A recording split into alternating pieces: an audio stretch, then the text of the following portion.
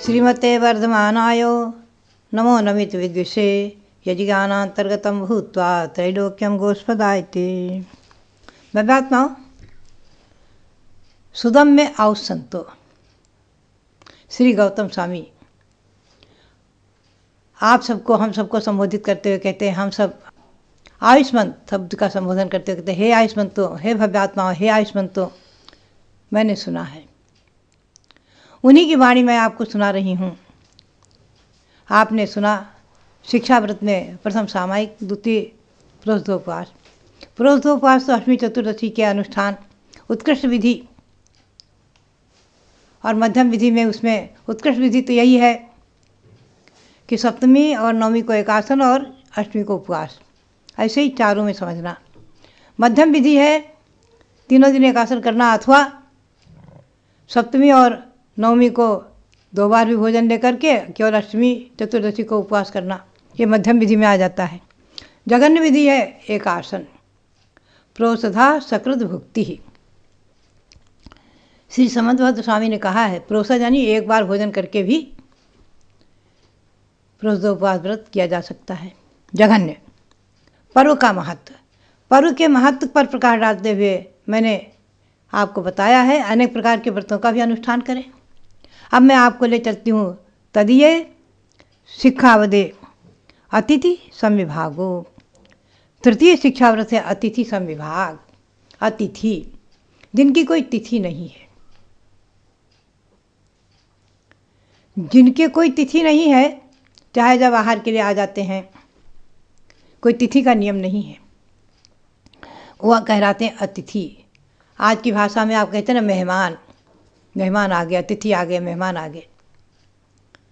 तो अतिथि, यहाँ पर अतिथि संविभाग, अतिथि के लिए सम्यक प्रकार से, समीचीन प्रकार से विभाग करना अपने भोजन में, इसका नाम है अतिथि संविभाग। आचार्य ने व्याख्या की है, श्री अमृतचंद्र सूर्य आदि ने व्याख्या की है। अपने भोजन में जो अपना भोजन बनाया हुआ है उसमें विभाग करना। एक भाग आचार्य ने तो बताया है, धन में भी विभाग करो, जितना आप कमाते हैं उसमें कुछ न कुछ प्रतिशत धर्म के लिए। आचार्यों का तो कहना 1 भाग निकालो, 4 भाग करके 1 भाग निकालो, 1 भाग बचा के रखो और 2 भाग गृहस्थाश्रम में उसका उपयोग करो। जिस प्रकार जैसे तैसे भी हो। मैं कई बार जब लोग आते हैं अपनी आर्थिक समस्या को लेकर, तो मैं कई बार कहती हूँ कि आप प्रतिशत का नियम कर लें दान करने का, तो नियम से संपत्ति बढ़ेगी। नियम है, प्राकृतिक नियम है, अकाट्य नियम है। अगर आपने प्रतिशत कर लिया कि इतने प्रतिशत मैं धर्म में लगा दूंगा, अपने व्यापार का इतना प्रतिशत धर्म में लगाऊंगा, तो निश्चित ही धन बढ़ता चला जाएगा। और बहुत से लोग ऐसा नियम करते हैं, बचा बचा के रखते हैं। अरे मैंने देखा दिल्ली में एक बालक, छोटा बालक 8 वर्ष से कम उम्र का, और वो बचा बचा कर धन अलग करता और फिर आकर के यहाँ कहता, रविंद्र कीर्ति जब ब्रह्मचारी, कि भाई जी ये मेरा पैसा इतना मैंने दान के लिए निकाला है, इसको धर्म में लगाना, दान में लगाना। हम लोगों को बड़ी प्रसन्नता होती, बहुत हंसी आती, आनंद आता। ऐसे बच्चों के संस्कार हैं बहुत से। तो धन में भी विभाग करो आप, और ख़ास करके यहाँ है अतिथि संविभाग में भोजन में विभाग। आपने भोजन बनाया है, 1 भाग अतिथि के लिए, और आपने फिर उस भाग, शेष भाग में परिवार पोषण। एक से एक उदाहरण शास्त्रों में प्रसिद्ध है। एक गृहस्थ श्रावक बहुत ही गरीब था, फिर भी रोज़ सत्तू के लड्डू बनाता था खाने के लिए। उसकी पत्नी बनाती, उसमें 3 लड्डू बनाता है, एक साधु के लिए, एक अपने लिए, एक अपनी पत्नी के लिए। 2 ही प्राणी थे घर में, और साधु आए ना आए किसी और को, किसी न किसी को अतिथि में देता। बातें हैं अतिथि के, यहाँ पर दान की विवक्षा है, दान की अपेक्षा है। माने दान करना, प्रतिदिन आहार दान देना, साधु को प्रतिदिन आहार दान देना। तो साधु में उत्तम, मध्यम, जघन्य 3 प्रकार के पात्र होते हैं। उत्तम पात्र हैं तो महामुनि नग्न दिगंबर साधु। मध्यम पात्र में सभी वृत्ति आ गए, पहली प्रतिमा से लेकर 11 तक आदि सब। और जघन्य में अवृत्ति श्रावक, जो प्रतिमाधारी वृत्ति नहीं भी हैं, सम्यक दृष्टि है, वो जघन्य है आदि। ये सब व्यवस्थाएं हैं। आप वसुनंदी श्रावकाचार आदि का स्वाध्याय करें। उमा स्वामी श्रावकाचार कम से कम 35 प्रकार के श्रावकाचार प्रकाशित हुए हैं, आप उनको पढ़ें देखें। आप लोगों को श्रावकाचार का अध्ययन अवश्य करना चाहिए। श्रावकाचार पढ़ें तो ये श्रावकाचार ही है। भगवान की द्वादशांग वाणी में ही उपासकाध्ययन नाम से श्रावकाचार है। श्रावक का धर्म है। तो ये अतिथि समविभाग व्रत बहुत ही महिमाशाली है। आप पुराणों में इतिहास देखें, राजा वज्रजंघ 2 मुनियों को जंगल में आहार दिया, फलस्वरूप भोगभूमि में गए और वहीं से जो है उन्होंने अपनी उत्थान प्रारंभ किया। जब दशावतार मैंने लिख रही थी, बहुत ही आनंद आता।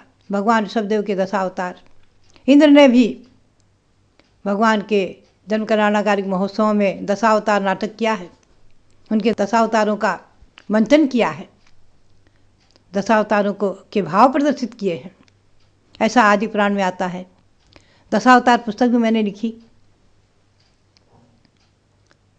प्रथम महाबल राजा आदित्य से तो मैं बता रही थी कि राजा वज्रजंघ ने आहार दान के फलस्वरूप आगे भोगभूमि प्राप्त किया। वहाँ मुनि के संबोधन से सम्यक दृष्टि बने, क्योंकि ये नियम है कि सम्यक दृष्टि आहार देने वाला स्वर्ग को प्राप्त करेगा या मोक्ष को। तद्भव शरीरी है, चरम शरीरी है तो मोक्ष प्राप्त कर लेगा। अगर भद्र मिथ्या दृष्टि है, भाव में कहीं मिथ्यात्व है, द्रव्य से मिथ्यात्व का त्याग है, तो भोगभूमि में जाएगा। आहार दान देने वाला भोगभूमि के वैभव को प्राप्त करेगा। पल्योपम आयु, 1 पल 2 पल 3 पल की आयु, असंख्यातों वर्ष की आयु में वहाँ पर दिव्य भोगो भोग सामग्री। आहार दान का फल सचमुच में भोगभूमि बताया है। और कुपात्र में दान देने का फल कुभोगभूमि, जहाँ सींग और पूंछ के मनुष्य होते हैं। ये कभी फिर सुनाऊंगी। ढाई द्वीप में 30 तो भोगभूमि है और 96 कुभोगभूमि है। वहाँ पर भी उन्हें धन कमाना नहीं पड़ता है, पल्योपम की आयु होती है, असंख्यातों वर्ष की, सब प्रकार की सुख सुविधा है। लेकिन सींग और पूंछ आदि कुछ ऐसे आकार हैं जिसमें आधे पशु के आधे मनुष्य के, ऐसे जो है हो जाते हैं।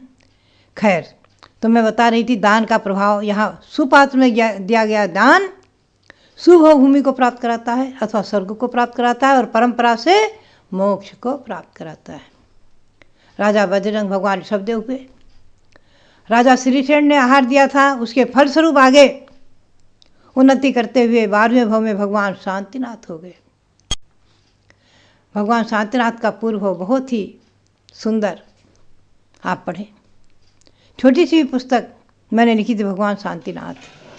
भगवान शांतिनाथ छोटी सी पुस्तक है, देखिए आप जरूर पढ़ें छोटी सी पुस्तक। नहीं तो उत्तर पुराण पढ़ें, शांतिनाथ चरित्र अलग से छपा है।